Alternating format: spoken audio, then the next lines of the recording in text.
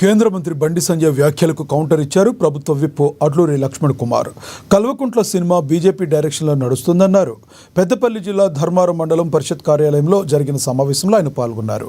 లబ్ధిదారులకు కళ్యాణ లక్ష్మి, షాదీ ముబారక్తో పాటుగా CM relief fund చెక్కులను పంపిణీ చేశారు. ఈ కార్యక్రమంలో కాంగ్రెస్ నేతలు, కార్యకర్తలు పాల్గొన్నారు.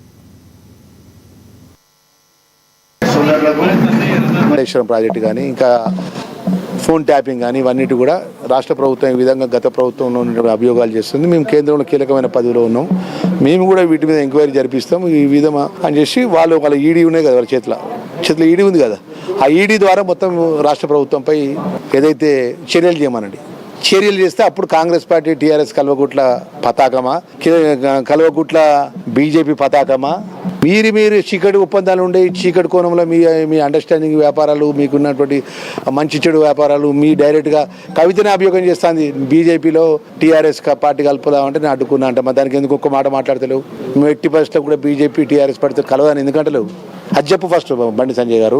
టీఆర్ఎస్ పార్టీని లేదు, ఈ పార్టీ టీఆర్ఎస్ పార్టీపై బీజేపీలో కలిసేదని చెప్పి కవితక్క గారు అంటారు. దానికి ఫస్ట్ బండి సంజయ్ సమాధానం చెప్పని, అది సమాధానం చెప్పు చేతగాక మా మీద లేనిపోని అని నోరున్నది అయిపోయి ఏది పడుతుంది మాట్లాడితే కరెక్ట్ కాదని చెప్పి మనకి డ్రామా. హ్యాపీరావు ఉంటాడు. హ్యాపీరావు అంటే సంతోష్ రావు వీళ్ళకున్న ఆస్తుల పంపకాలు, వీళ్ళకున్న ఇబ్బందుల వల్ల ఆయన ఎల్లగొట్టడానికి ఆయనకున్న రోజులు మాదేం నడవది. ఆ ఒక సంతోష్ రావు చేయబట్టి ఇటు కేటీఆర్